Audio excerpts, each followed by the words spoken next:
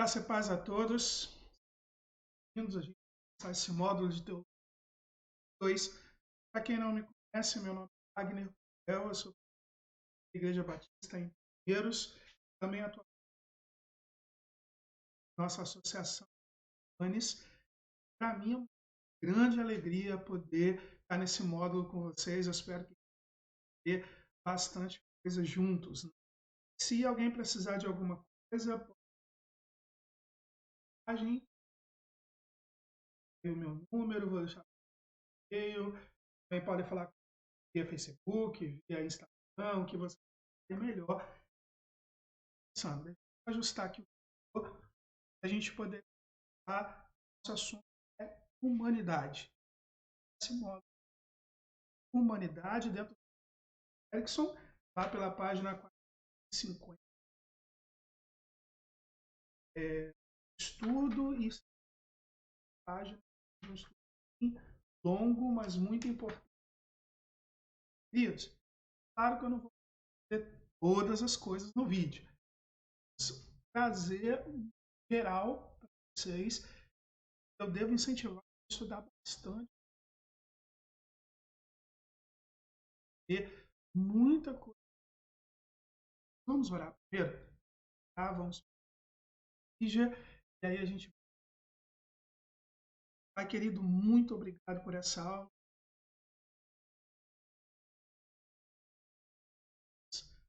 Obrigado a Deus porque eu sou obrigado às suas Deus para que possam conhecimento, sim, levar a salvação a seus ministérios. Aqueles que o Senhor também que possam, ó Deus, cuidar, são suas. Todo o amor, ó Deus, transmitir.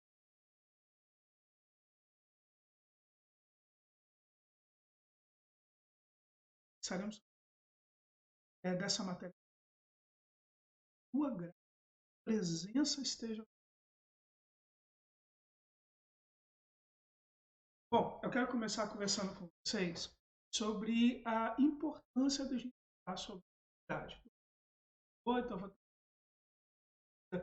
o que a gente vai conversar. A primeira coisa é estudar sobre a doutrina é importante por causa da nossa relação com as doutrinas cristãs. Então, assim, o primeiro motivo de você estudar a doutrina da verdade é que ela tem uma relação íntima com as demais doutrinas cristãs. E é importante fazer isso. Então, é inegável, gente, que o ser humano é uma criatura diferenciada de toda a criação de Deus. É algo importante. E fica muito claro, inclusive, porque Jesus morreu por nós. Então, estudar a humanidade é estudar a cura que foi feita por Deus para ter relacionamento com Ele. Nós temos uma grande diferença mostrada, por exemplo, em Gênesis, capítulo 1, verso 27, diz assim: Então disse Deus, façamos a nossa imagem conforme a nossa semelhança. Domine ele sobre os peixes do mar, sobre as aves do céu, sobre os animais grandes de toda a terra, sobre todos os pequenos que se movem. Então, criou Deus o homem, e a imagem de Deus criou. Versão NTI, versão que eu estou vendo. Então, o que nós temos aqui é que nós fomos criados à imagem e semelhança de Deus. E a única criatura que a Bíblia coloca em semelhança de Deus, a humanidade. A humanidade mostra uma coisa muito importante. Dados à imagem e semelhança de Deus, nós também temos o compartilhar de alguns atributos de Deus. Vocês já devem ter estudado sobre os atributos de Deus. Uns ele compartilha, outros são só de Deus. Né? A gente também chama às vezes de comunicáveis e incomunicáveis. Há várias definições. O importante é entender que alguns atributos de Deus estão em nós e outros de Deus não estão em nós. E o ser humano é o ser que recebeu. Então, estudar a humanidade nos leva a conhecer um pouco sobre o próprio Deus. Reconhecendo partes que estão em nós, a gente se aproxima mais. Okay? O estudo da humanidade também nos faz compreender sobre Jesus. Por quê? Jesus veio e se fez homem, é o que a Bíblia nos diz. como ele se fez homem, quando a gente estuda a humanidade, a gente também se aproxima um pouco mais de quem é Jesus. Mas aqui eu preciso deixar uma ressalva. Há uma diferença. Estudar a humanidade do ponto de vista de como Deus nos criou e também estudar a humanidade do ponto de vista de o que a humanidade se tornou por causa do pecado. Então, quando você estuda a humanidade, você tem que saber essa diferenciação. Uma coisa é o plano de Deus para nós, outra coisa é o que aconteceu pós-pecado. Saber diferenciar isso vai te dar uma concepção equilibrada e correta do que é a humanidade. O inverso também é verdadeiro. Quanto mais nós conhecemos a Cristo, mais nós vamos ser do que a humanidade foi planejada para ser. Então, Jesus representa para nós o que o ser humano deveria ser. E nós mesmos somos representantes daquilo que o ser humano se tornou à medida que veio o pecado no mundo. Então, nós precisamos estudar a humanidade com cuidado, compreender de forma correta, porque isso nos vai dar uma percepção melhor, inclusive do que é necessário para a gente ser salvo. Quando você compreende melhor a humanidade, você começa a perceber mais e melhor o que Deus tinha que fazer para nos salvar e como é importante o que Jesus fez para que possamos ser salvos, porque senão estaríamos no inferno. Segundo motivo pelo qual é importante a doutrina é que ela é um ponto de convergência da relação Bíblia e dos interesses humanos. O que significa isso? As pessoas têm dúvidas sobre o mundo. Você deve ter amigos que você vai conversar com eles, eles não acreditam em Deus. Ou eles têm dúvidas se Jesus existiu de verdade. Alguns têm dúvidas se o milagre é milagre mesmo, se os milagres que Jesus fez aconteceram mesmo, se Deus hoje poderia ou não fazer milagre, enfim. Tem várias coisas que as pessoas têm dúvidas ou não acreditam. Mas que o ser humano existe, acredita. Na verdade, ainda há alguns pensamentos muito específicos que questionam até mesmo se nós não. Mas isso não vem ao caso, é só para vocês saberem. Mas aqui no Ocidente, nós moramos, ponto pacífico de que todos acreditamos que o ser humano existe. Porque você se olha no espelho e fala, o ser humano existe. Eu olho para a pessoa e digo, o ser humano existe. Eu foco nas pessoas, o ser humano existe. E por que isso é importante?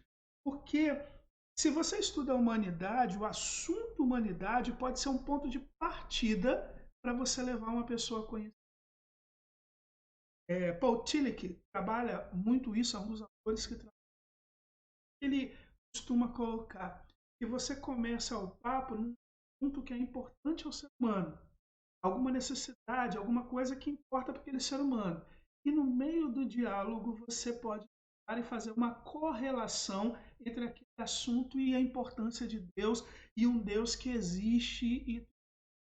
Então, estudar sobre a humanidade pode nos ajudar a saber da necessidade que nós temos, mas também no diálogo com aqueles que ainda não conhecem Jesus, para mais perto, nos ajuda a abrir a porta, ser a mente de uma pessoa secular, de uma pessoa que não tenha Deus, e aí dar a essa pessoa informações importantes que pode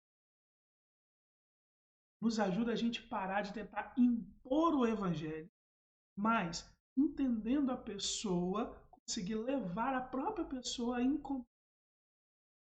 entender melhor. O terceiro motivo é que a doutrina da humanidade tem importância especial nos nossos dias, por causa da grande atenção que se dá ao ser humano. Bom, nas universidades em geral, nós já temos algumas disciplinas que sempre estudam o ser humano. Antropologia, sociologia, filosofia, psicologia. Tudo isso já se estuda o ser humano. Só que aqui, neste caso, nós temos que entender que o ser humano tem sido cada vez mais estudado. Quer ver um exemplo? Eu sou formado em administração de empresas. E a administração, antigamente, se estudava mais questões econômicas e a administração de forma técnica da empresa. Há um certo tempo para cá, a administração não estuda ou não estuda tanto mais isso. Aumentou-se muito a questão humana, porque entendeu-se que o ser humano é o ativo mais importante de uma empresa. E é verdade. Até a medicina começou a estudar mais sobre o ser humano. Os médicos não apenas a doença, não só questões técnicas, mas são atenderem assim melhor e poder as pessoas. Então, o estudo acadêmico ganhou uma importância muito grande e é importante para como teólogos, tá? Como servos de Deus, compreendendo isso, podermos levar a questão acadêmica, levar o estudo do ser humano uma visão excelente que tem por isso. Bem, o quarto motivo que Millard Erickson traz é que a doutrina da verdade ela é de suma importância por causa atual de autocompreensão humana. Perguntas desde Sócrates, Aristóteles fazia som. Essas perguntas do ser humano, né? O que é o ser humano? De onde nasceu o ser humano? Para onde nós vamos? Por que nós estamos aqui? São perguntas clássicas de todo ser humano. Seja de forma consciente ou não, todo ser humano em algum momento faz essas perguntas. E às vezes se faz mais de uma vez ao longo da vida, tentando encontrar propósito. Não é à toa que o livro, por exemplo, Uma Vida com Propósito, do Rick Warren, se tornou um grande best-seller. Por quê? Porque ele se propõe a responder perguntas tão difíceis da humanidade. Além disso, faz parte do nosso crescimento fazer esse tipo de questionamento. Todo ser humano, em algum momento, vai se questionar o propósito da minha vida, por que eu estou aqui, o que eu estou fazendo. Você estuda a doutrina, você pode ajudar as pessoas a encontrar em Deus esse propósito que o ser humano busca. E com isso ajudar a ser Deus, e principalmente ser salvo. Quinto ponto é a doutrina da humanidade também afeta o desenvolvimento do mistério. O conceito que você tiver sobre o ser humano vai afetar a forma como você vai lidar. Se você entende o ser humano do ponto de vista físico, qualquer um que entende o ser humano físico vai fazer o quê? Vai trabalhar satisfações físicas. É essa a maneira. Então a preocupação está apenas no físico. Se você entende o ser humano apenas do ponto de vista espiritual, então você vai trabalhar apenas a ação espiritual. Se você olhar para o ser humano do ponto de vista eterno, você vai trabalhar a eternidade. Se você adquirir um conhecimento melhor e equilibrar tudo, você vai entender diversas, vai trabalhar um todo. Enfim, você aprende sobre a humanidade, você vai trabalhar. De que forma? Vai interferir em como você vai lidar com o ser humano, vai interferir em como você vai ensinar as pessoas e vai interferir no que você vai fazer ou não vai fazer em relação às pessoas. Entender. Okay? Aqui eu faço uma pausa apenas para dizer para vocês uma coisa muito importante. Nós vamos estudar um resumo de coisas. Então é muito importante que você estude mais, você busque mais, você queira ler mais, tanto no livro do quanto outros livros importantes que você vai conhecer melhor. Ajuda você a trabalhar melhor. Eu, como pastor, a obrigação e o privilégio de poder cuidar de você no seu ministério, qual for, é importante você estudar sobre isso. Mas vamos à criação. A criação é sobre uma origem. E aí é importante o seguinte: do ponto de vista teológico, a gente não estuda a origem apenas no sentido de, como começou a existir. Por que não? Vamos dar um exemplo. O início de uma pessoa, se for visto apenas sobre quando ela começou a existir, então você vai estudar um pouco de biologia e vai ver a questão do espermatozoide, do óvulo, como que teve a concepção e a pessoa nasceu. Pronto, ela começou. Só que olha só, quando a pessoa começou a existir, pode ser que os pais nem queriam que ela existisse. Eles não têm controle sobre o que. Então a teologia ela vai estudar o início da humanidade no sentido do propósito. Por quê? Qual é a razão da humanidade ter sido? São algumas das questões que a teologia... A gente, quando estuda a criação, a gente estuda de um ponto mais amplo, e não apenas de quando o homem... O retrato bíblico, inclusive, nos traz a ideia de Deus inteiro, sábio, todo-poderoso e bom, que decidiu criar a humanidade para amá-lo, servi-lo e estar em um relacionamento. Assim, a criação, a própria forma que a Bíblia já mostra sobre a criação inicia no relato bíblico, né, com a criação de planeta, e no relato humano, na questão de Adão e Eva. Então nós temos aí em Gênesis 2 o relato da criação. Vou repetir para você. 7 diz: se Deus, façamos nossa imagem, nossa semelhança, domine ele sobre os peixes, sobre os toda a terra, todos os peixes que se movem no chão. Criou Deus então o homem a sua semelhança.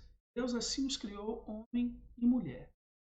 Nesse texto bíblico, a gente percebe, né, nesse capítulo 1, algumas coisas sobre a criação. Ele é focado em quê? Primeiro, na decisão divina de criar os seres humanos semelhantes.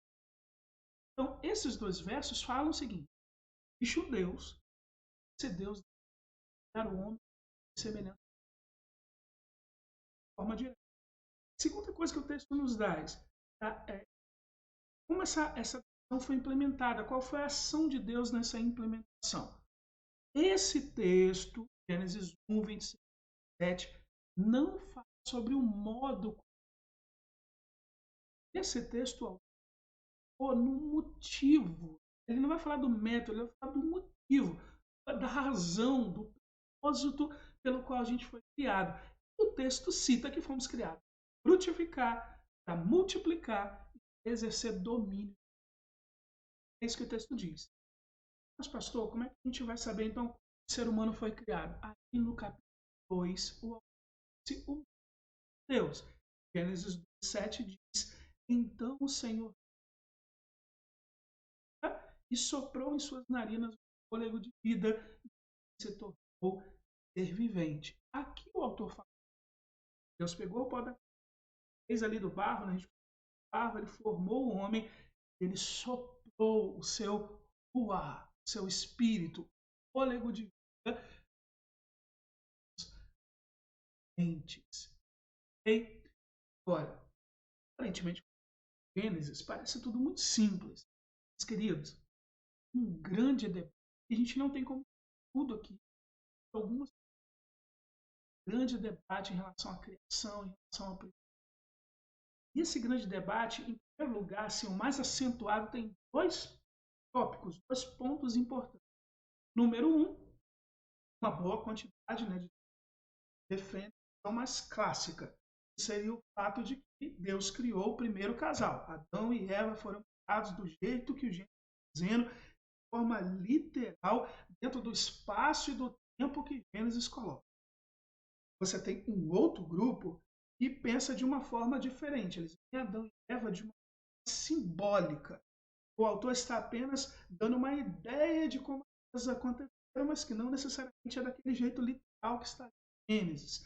Ok? É apenas uma ideia para que nós soubéssemos mais ou menos como aconteceram. A questão simbólica. Esses dois grupos debatem se é literal ou se é simbólico o Gênesis. E dependendo do que você, né, qual área você for, isso vai ter impacto na a humanidade, como você enxerga científicos. Não cabe a mim aqui dizer para você o que você deve acreditar. Você assim, seu livro, respondo para você que há visões. Okay? A pergunta que fica, por exemplo, é: mas faz alguma diferença para a fé cristã? Bom, os que dizem que é simbólico afirmam que não tem diferença para a fé cristã se é simbólico ou se é literal. Por quê? Porque o aprendizado que seria o foco. Cabe aqui você entender o seguinte: a possibilidade de ser assim, na verdade, há argumentos lógicos. Por quê? Um dos motivos é que a literatura antiga, principalmente da época em que foi escrito Gênesis, né, aliás, ou do nosso Antigo Testamento, os autores, eles não se preocupavam muito com as questões literais. Eles se preocupavam com o significado de valores ou ensinar alguma coisa. Então, se você pegar essa questão científica, que é a forma de escrita da época e os estudos, a base para que se defenda a questão simbólica. Também a base para que se defenda a questão literária. Sim, só estou mostrando para vocês a base para as duas questões. Okay? E que quem defende o simbólico procura dizer que, olha, não, isso não vai trabalhar de qualquer forma foi criou, de qualquer forma existiu o homem e a mulher, de qualquer forma ele vai dizer que tudo foi acontecendo, mas que apenas não foi exatamente como está escrito. Bom, Millard Erickson, para nós que a gente tem o Novo Testamento, a gente tem mais argumentação e você decidir qual das duas. E ele traz para nós como que Paulo interpreta. Em Romanos capítulo 5, versos de 12 a 21, nós vamos ver Paulo dizendo que um homem no mundo, assim como por um homem o pecado foi resolvido, né? É Cristo. Paulo então diz, por um só homem, Adão, entrou o pecado do mundo, assim como por um só homem, por graça, por justificação de um só homem, Jesus Cristo, o pecado saiu. Você tem as coisas, mas esse texto nos dá a ideia de que Paulo enxerga Adão como realmente uma pessoa, não como um simbolismo. Se a gente for para 1 Coríntios 15, versos 21 e 22, Paulo escreve assim: visto que a morte veio por meio de um só homem, também a ressurreição dos mortos veio por meio de um homem. Pois da mesma forma como em Adão todos morreram, em Cristo foram vivificados. Você vê nesse texto, por exemplo, Paulo, de forma muito clara, ele acredita que Adão era um homem mesmo ali, literal, como está no Gênesis, assim como Jesus, um homem, literalmente falando. Então, Paulo não acreditava que era um símbolo, que era só uma explicação. E provavelmente muita gente, né? Paulo pensava do mesmo jeito. Aqui a gente tem mais concepções para você pensar, para você. Tá? Agora, se você acredita, lembre-se, você não consegue juntar com a questão científica. Aqueles que entendem simbolismo, vai juntar com a questão. Nada importante. Esquecendo. Principalmente quando você lê os livros ou encontrar pessoas que defendem algo, ele vai argumentar com o nome Adão. O nome Adão ou Adam significa humanidade. Por isso também os teólogos tendem a dizer que o texto bíblico diria então, por exemplo, que o Deus, a humanidade, a imagem e semelhança dele. Seria sim, aí não como um nome. Aí é que está para vocês perceberem como que tem muito debate. Tá, para que pude você encontra a sua forma. E vou evitar dizer para vocês como eu acredito. Mas vou deixar para vocês a sua forma. Basta você saber, tanto um lado quanto muitos artigos, desde aquilo que essas que há muitos artigos, outro você pensar, fazer um pouco. Eu quero citar para vocês um pouco sobre a concepção sobre isso da humanidade. Temos muitas teorias cristãs. Teoria da evolução, teoria deísta, teoria evolucionista, enfim, há várias teorias sobre como o homem surgiu e como ele evoluiu. Então, cada um tem isso. E busca um pouco, saiba que há várias teorias e que as teorias cristãs se subdividem. Então não tem uma teoria cristã única. Até as teorias cristãs têm algumas divergências entre a forma de entender a origem do ser humano. Mas a gente tem algumas considerações. Essas considerações é apenas para fazer você pensar que é importante você estudar, é importante você orar, as várias mentes, elas vão interferir na sua forma de entender e de ensinar sobre isso. Quer ver um exemplo? Como que a gente pode considerar o ser humano um ser humano pleno? Se você entende que o ser humano se tornou um ser humano pleno quando ele começou a 500, nós estamos falando de um ser humano que viveu entre 500 mil anos a 2 milhões.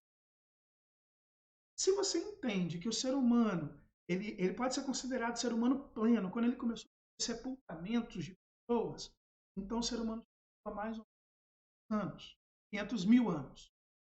Se você entende que o ser humano só pode ser considerado plenamente ser humano quando ele tem linguagem e sinais complexos, então você vai entender que o ser humano surgiu de 30, 40 mil.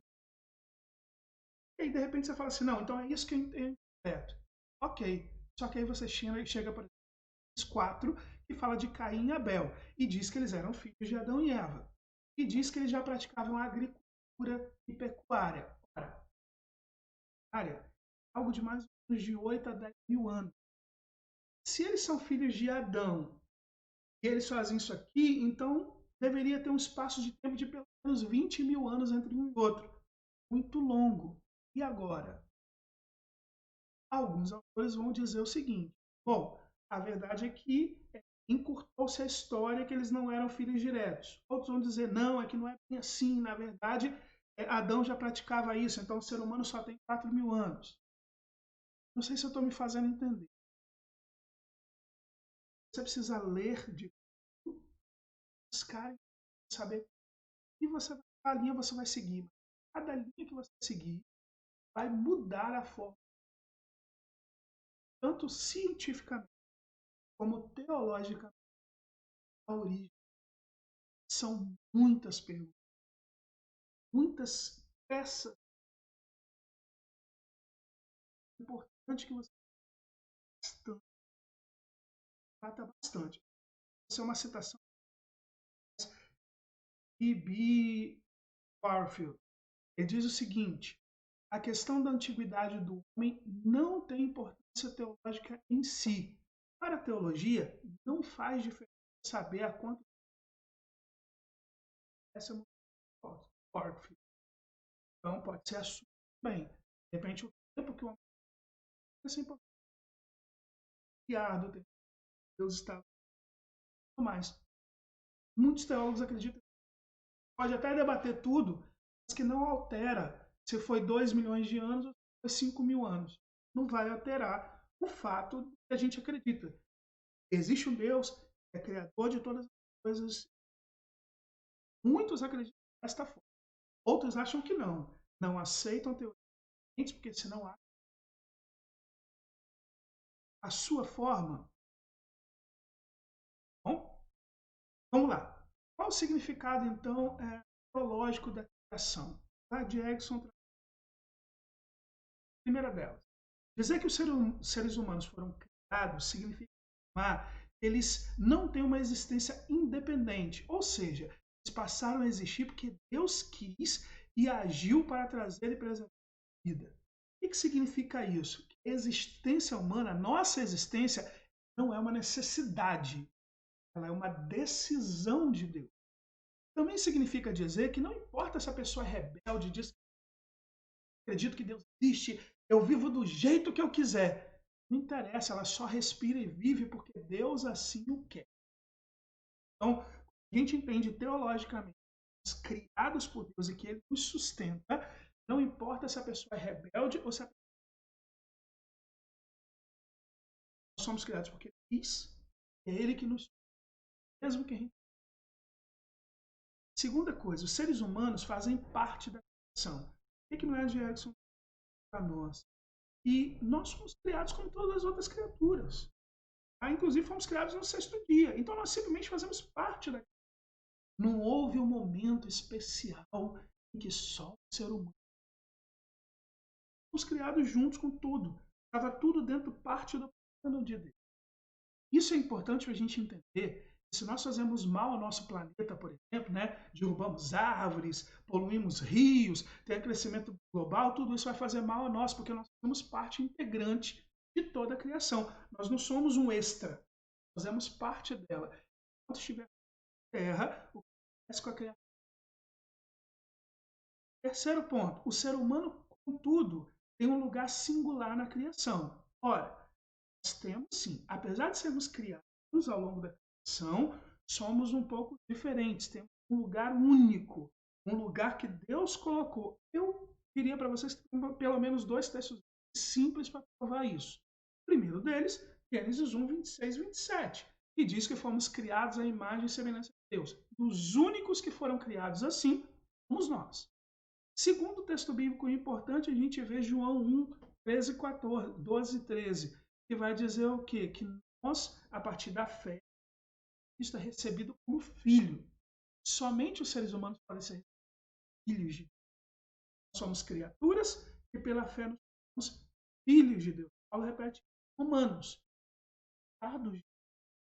Então, o texto nos mostra que nós temos a singular. Não é à toa que Deus Filho veio à Terra e singular em toda a criação. Quarto ponto, existe um elemento de fraternidade entre os.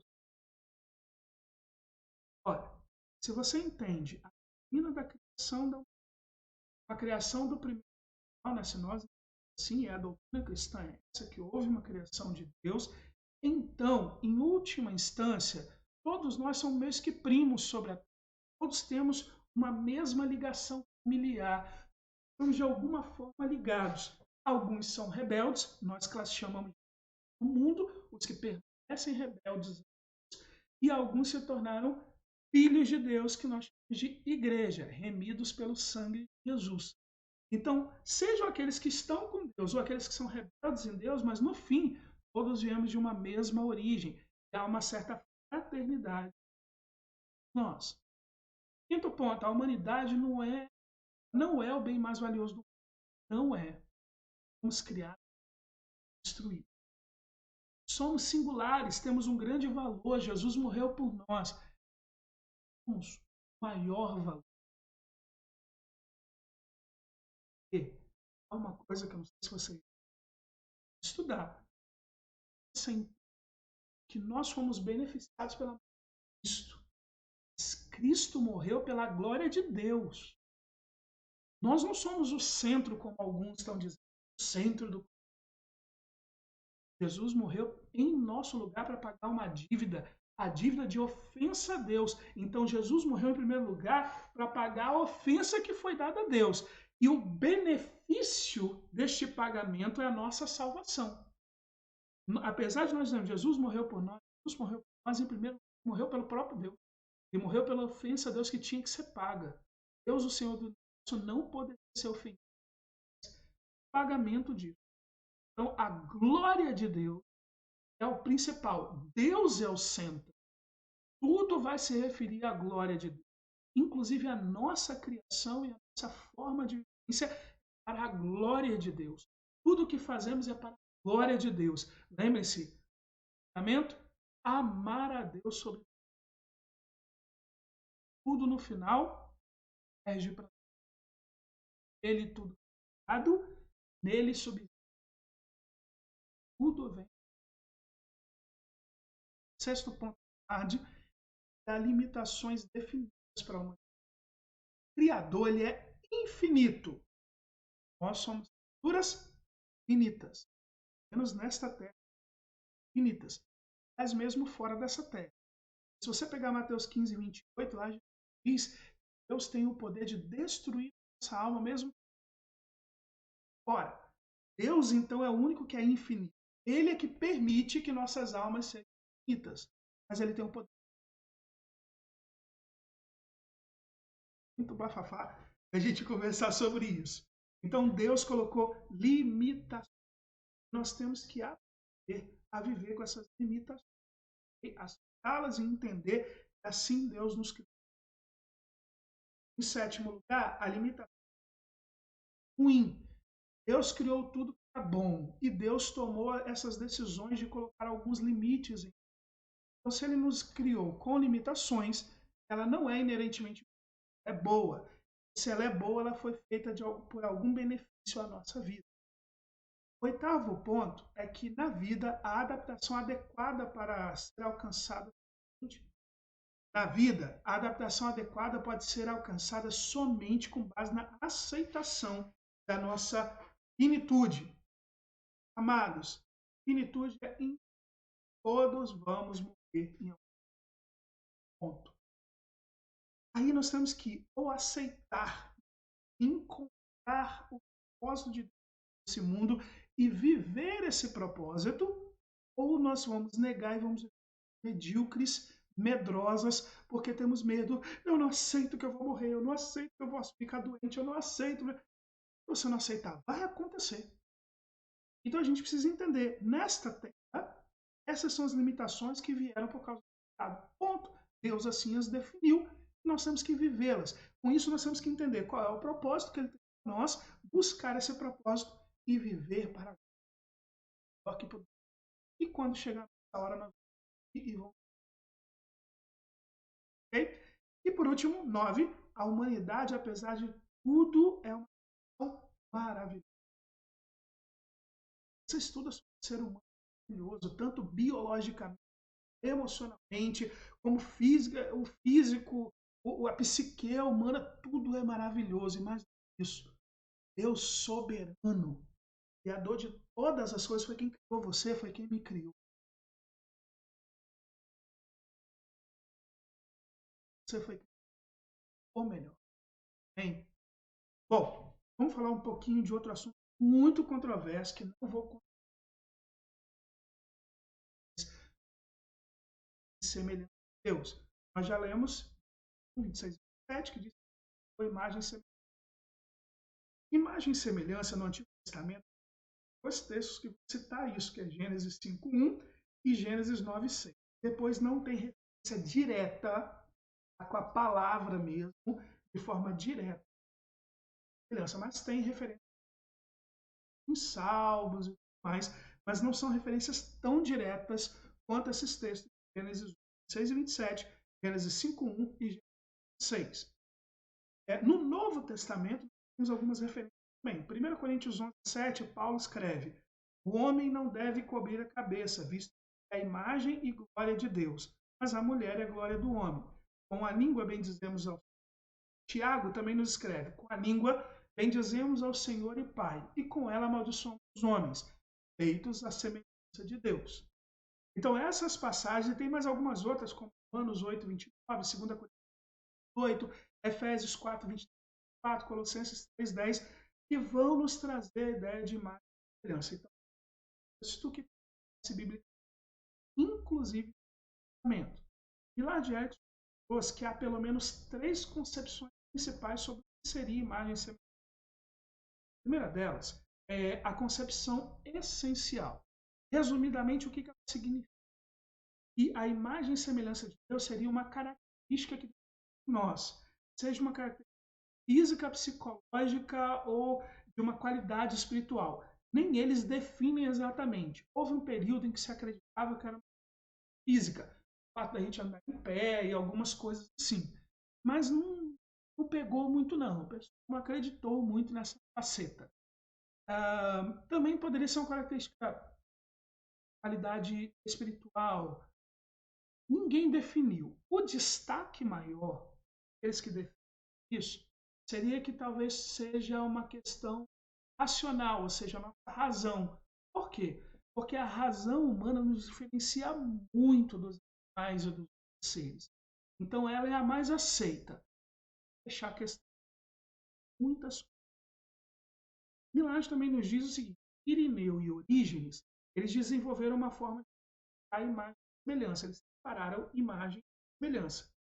Na visão de eu, e que se tornou católica e que permeou durante muito tempo, nós perdemos a semelhança de Deus, a imagem de Deus.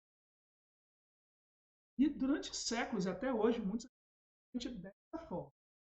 Na reforma protestante, Lutero, que também é um grande exegeta, ele identificou que não havia diferença entre a palavra usada para imagem e semelhança, mas que o autor usou um paralelismo. O paralelismo é uma forma de escrita hebraica, que é meio que uma repetição.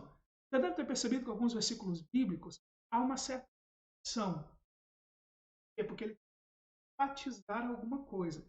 Esse paralelismo hebraico foi identificado por Lutero. Então, ele falou assim, a imagem e semelhança, na verdade, é a mesma coisa. Levando em consideração o que Lutero colocou, se a gente vai também na visão de Lutero, então significa o quê? E sim, a imagem de Deus foi... E o que restou foram resquícios da imagem e semelhança em relação a Deus. Calvino estava na mesma coisa. E também corrompidos e que há resquícios da imagem e semelhança, vestígios da imagem de Deus em nós. Então essa é a questão essencial. Faz essa característica em nós. Há uma concepção que é chamada de relacional. Resumida, são os teólogos que veem como algo intrínseco do ser humano. Ou melhor, não veem como algo intrínseco do ser humano, mas sim como um relacionamento. Nesse caso, a imagem de Deus, ela aparece em nós, ela é vista em nós conforme o nosso relacionamento com Deus e o relacionamento com a esse relacionamento particular que vai evidenciar e que vai constituir a imagem de Deus em nós nesta concepção, na concepção relacional. Então ela está defendida nisso. Inclusive Karl Barth, ele vai defender, por exemplo, que nós precisamos estudar mais sobre Cristo para entender melhor sobre a imagem de Deus em nós, do ser humano. Então, quanto mais a gente tiver relacionamento com Deus, mais Deus, melhor seria a questão da concepção relacional. Aí nós vamos para a concepção funcional. A concepção funcional, temos muito longo, a toda, mas de forma resumida, a imagem não seria uma constituição do indivíduo, nem mesmo uma relação. Então ela pensa diferente. Não é algo inerente, não é uma constituição, também não é algo relacional. Na visão funcional é algo que a gente faz. Então, uma função que o ser humano tem que executar. E essa é a que mais se assemelha à questão bíblica que fala do exercício de domínio da criação. Mas quando a gente estuda essa questão da concepção funcional, nós vamos encontrar algo que é dito no mandato cultural. Em Gênesis 1 diz: domine sobre as aves do céu. Esse domínio é chamado de mandato cultural. E esse mandato cultural, o mandar dominar tudo, e Jesus, depois que diz, deu um mandato que a gente evangelizar o mundo. Então a concepção funcional fala, é isso que a gente tem que fazer. A ordem de Deus a nós é o que é a imagem e semelhança em relação. São essas três concepções, muitos deles. O livro do Millard Jackson ele vai colocar por que uma é boa, mas lado, por que a outra é boa, mas é ruim por outro lado, ele vai também salvo. Dá para a gente se encontrar. Mas o Millard nos traz algumas concepções importantes. Ele diz para nós, em primeiro lugar, imagem e semelhança, que é a imagem de Deus universal nos seres humanos. Então, Millard Jackson entende que a imagem de Deus está em todos nós. É algo que um vai ter e o outro não vai ter. Todos têm, de alguma forma, semelhança. Então, todo ser humano foi criado à imagem passada por. Segundo ponto é que a imagem de Deus não se perdeu. Então, na concepção dele, dos estudos dele, essa imagem e semelhança não se perde por permanece. Mesmo que talvez você diga que ela foi um pouco perdida, mas ela está em nós. Outra coisa é que não tem um indicativo bíblico de que a imagem seja mais presente em um do que no outro. Então, assim, você estuda a Bíblia, não tem essa história de que é relacional. Você vai falar que a imagem ela tem a ver com o nosso Deus e com o próximo. Então, quem se relaciona menos teria uma imagem menor, quem se relaciona mais teria uma imagem maior. Não tem indicativo de que um vai ter mais. igual. E a imagem também não parece estar relacionada com uma variável. Então, se eu faço alguma coisa, eu vou ter mais da imagem de Deus. Se eu não faço, não tem Deus. Não parece ter isso na Bíblia.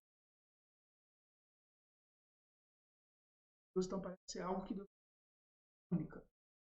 E aí o Millard Jackson diz o seguinte, que diante das configurações, a imagem deve ser considerada essencial ou estrutural, ou seja, a é da humana.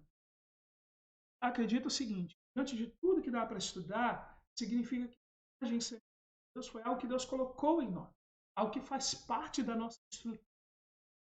E aí nós não vamos dizer o que é, porque não dá, a Bíblia não esclarece de forma muito simples o que é. Mas Millard traz o seguinte, é algo que faz parte da nossa estrutura. Algo que tem a ver conosco, está inerente em nós.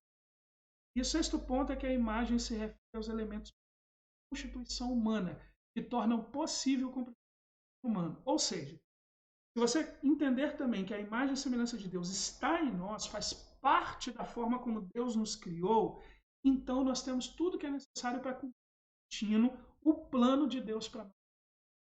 Okay? E eu quero terminar trazendo para vocês um livro. Millard traz algumas questões. Deus, qual é a intenção divina para esta nova vida?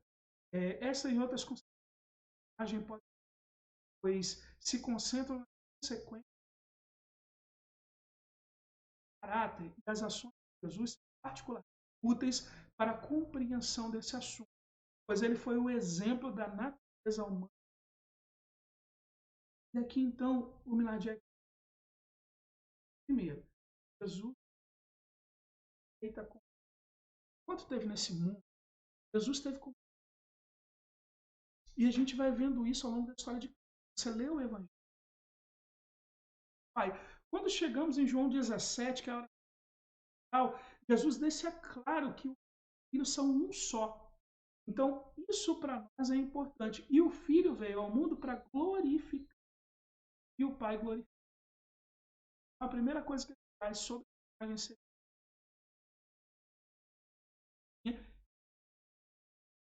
Segundo ponto, Jesus demonstrou perfeita obediência ao Pai. Desde o jardim do Éden, o jardim Getsemane, não Éden, perdão, o jardim de Getsemane, nós vemos Jesus orando. Ele diz, Pai, se for possível, afasta de mim esse cálice, mas antes seja feita a tua vontade.